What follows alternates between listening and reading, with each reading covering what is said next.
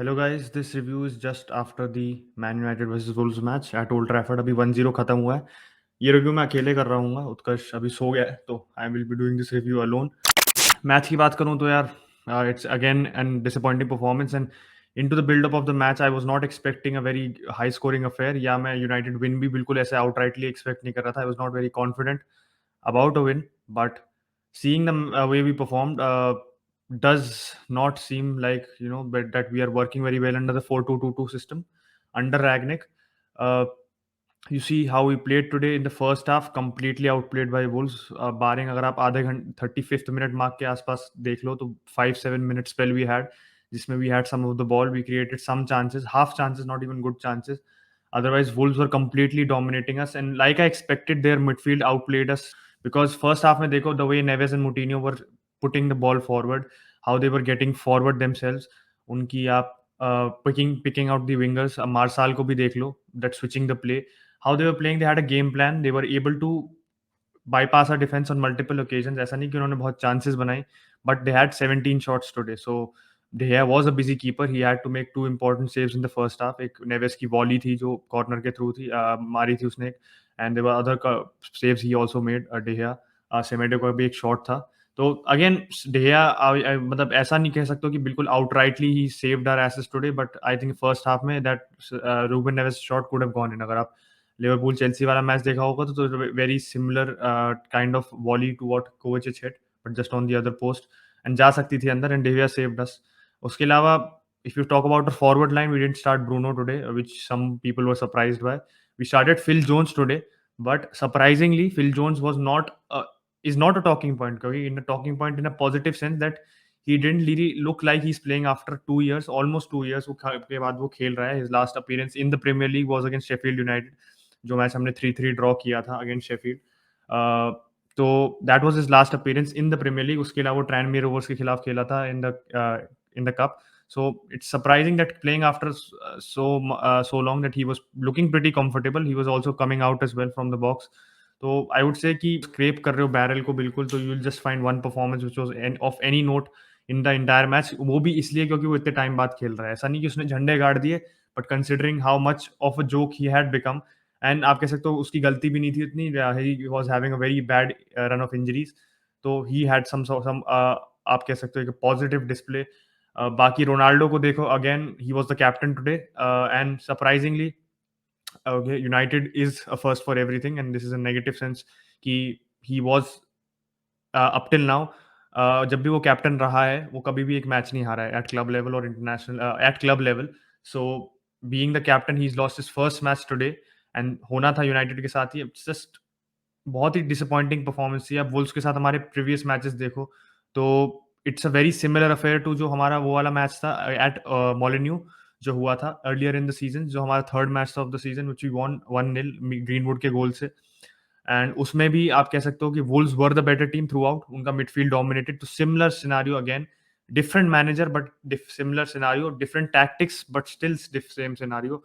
तो I really don't know what to say after this match, because आप into the build of this match हमने preview भी बनाया था लाइव. उसमें दिव्यांश भी आया था, उसमें मोहक भाई भी आए थे. तो वी डिस्कस्ड कि यार this match if you win we'll close the gap. We would have gone fifth level on points with West Ham. बस गोल डिफरेंस पे पीछे होते, 34 पॉइंट्स हो जाते हैं हमारे. We would been 1 point ahead of Spurs, and we would have been just short of Arsenal, I think by 2 points. So Arsenal ko we could have got close in the gap on Arsenal. Now what we have done is Arsenal से हम अब gap reduce नहीं कर पाए हैं. Tottenham is already looking hands on. अगर वो अपने मैच जीत गए एंड कॉन्टे के अंदर they are playing fantastically well, तो they definitely go above and top 4 race. यार अब एक we had a chance to get into the top 4 race. Chelsea dropped points, and like I discussed in the preview कि यार Chelsea का अगर हम अपने तीनों मैच जीत जाते, इसके बाद हमारा एस्टन विला से मैच है, फिर या ब्रेंटफोर्ड और ब्राइटन, तो हम ये तीनों मैच अगर जीत जाते इंक्लूडिंग टुडेज मैच, तो we would have just close the gap on Chelsea by 2 to 3 points. And considering the state which we were in when Ollie left, तो it would have been some achievement considering Chelsea तो यार title challenger थी एक point of time पे. उसमें obviously Chelsea की भी गलती है, बट एक ये हो जाता कि हाँ यार टॉप 4 के इन एंड अराउंड हम रहते. But considering how we perform today, and if you compare our performances to how Arsenal played against City, and everybody is saying, and rightly so, कि Arsenal deserved to win that match. And Arsenal were the better team in that match for a long duration, and City को उन्होंने actually dominate किया था. Though City was looking out of sorts, but our credit goes to Arsenal considering the जो आप quality compare करो दोनों squads की, तो जमीन आसमान का फर्क है. बाकी मैं अगर उस पे आऊं, टॉटनहम की परफॉर्मेंस पे आऊं, तो okay, they also didn't play very well against Watford, but they somehow managed to win. They somehow managed to win. Obviously, Watford is not the same standard of opposition as Wolves, क्योंकि Wolves is playing fantastically.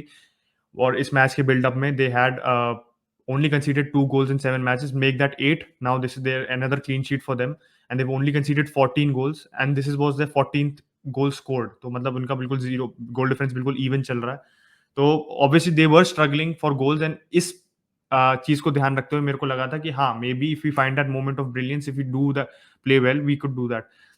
Second half में they were we I think we did step up in the second half. Second half में अगर मैं performance देखूं, तो हाँ, we had more of the ball, we were playing the we were ये कह सकते हो बॉस तो नहीं कर रहे थे game, but we were having control of the game. We were taking chance, we were making chances. Shaw ज्यादा इन्वॉल्व था गेम में, Wan Bissaka was going forward, McTominay अभी एक दो बार ड्राइव किया था forward, Ronaldo was dropping deep, Cavani was dropping deep, but ultimately वो जो बीच का पैच था, it didn't amount to anything. And ultimately जब वो पैच जब एंड हुआ, then we considered that goal. Obviously poor clearance from Phil Jones. I won't say इतना मिस्टेक है, इट वाज थोड़ा अंडर हिट क्लियरेंस था उससे, बट अगेन वो मैकटोमिने का पैर के बीच में, fortunately for Moutinho and Wolves, that it was good shot from Moutinho and it went underneath McTominay's legs. उसमें कुछ कर नहीं सकता था, कीपर की गलती नहीं है, बट वो well taken goal. And overall context में देखो मैच के, तो ये नहीं कह सकते कि आप यूनाइटेड डिजर्व करती थी.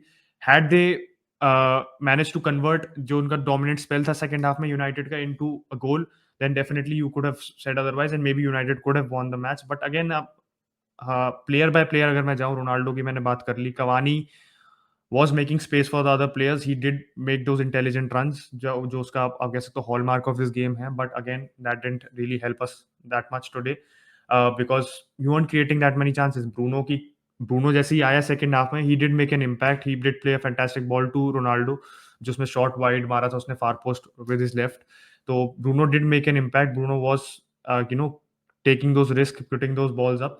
But forward line बिल्कुल lacked emphasis. Sancho had a poor game today. He was trying to beat his wing back on several occasions, but नहीं कर पाया था. Overthink कर रहा था, बीच में एक दो shots लिए थे which hit the first man in the box. तो obviously I'm not going to be completely going down on Sancho. He is a very expensive signing, but यार आप देखो the way we are playing. एक उसका एक chance है particularly in the second half, I think 46th minute में था, जिसमें I think he should have taken a shot instead of crossing it to Ronaldo, just passing it along to Ronaldo. और उसमें Martin Tyler जो commentator था, उन्होंने भी कहा था कि क्या एक वो रोनाल्डो को पास करने का प्रेशर है, which we already talked about when Ronaldo was at Juventus या दूसरे क्लब्स में भी ये एक बात हुई है कि क्या रोनाल्डो ऐसा कैरेक्टर है जिसको आप पास ही नहीं कर सकते, जिसको आप पास करना पड़ेगा, जिसको आप इग्नोर नहीं कर सकते एक तरीके से. He's your attacking linchpin, he's your attacking focal point, and everything must go through him. तो आई थिंक सैंचो थोड़ा ब्रेव होते, जैसे बर्नली वाले मैच में he didn't go for the pass, he went for the shot. Obviously it was an own goal, but he did go take that risk and it was rewarded. Maybe today अगर वो लेता तो हो सकता था. The closest we came to scoring was through that Bruno Fernandes का जो cross पे उसने मारा था, that pole we hit, and उसके बाद we had a very close call तो नहीं, रोनाल्डो वाज ऑफसाइड, वो लाइन के साथ नहीं आ पाया था, ऑन साइड नहीं कर पाया था अपने आप को. तो that is the closest we came to score. And I think अगर वो मार देते गोल हम, तो we could have won the match, because Wolves का मोमेंटम फिर बिल्कुल किल हो जाता.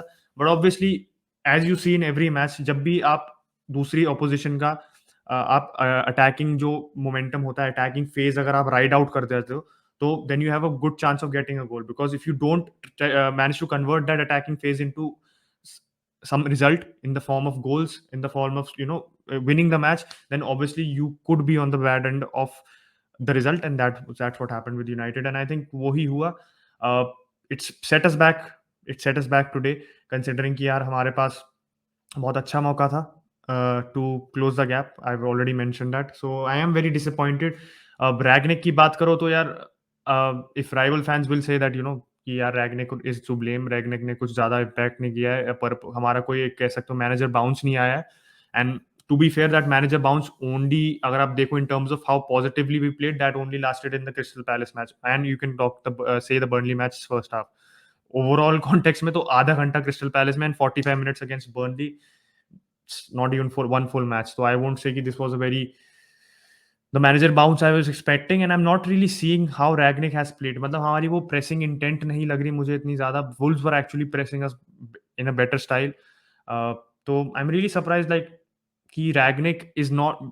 मैंने कुछ मैचेस में ये भी कहा था कि न्यूकासल वाला मैच हो गया, नॉरिच वाला मैच हो गया, इफ यू डिडंट नो, ऐसा न्यू कमर अगर वो पता नहीं है आपको, अगर रैग्निक हमारा मैनेजर है, तो आपको लगेगा कि ओले अभी भी मैनेजर है, because you didn't really see much difference in terms of the lineup we are choosing, in terms of how we are playing. तो आज देखो जैसे मैकटोमिने फ्रेड की बात करते हैं हम लोग, या फ्रेड मैकटोमिने की पिछले परफॉर्मेंस के बाद बिल्ड ऑन करेगा, but again back to square one. इसलिए I don't try to build into the hype of last match कि यार मैकटोमिने अब जादू कर देगा.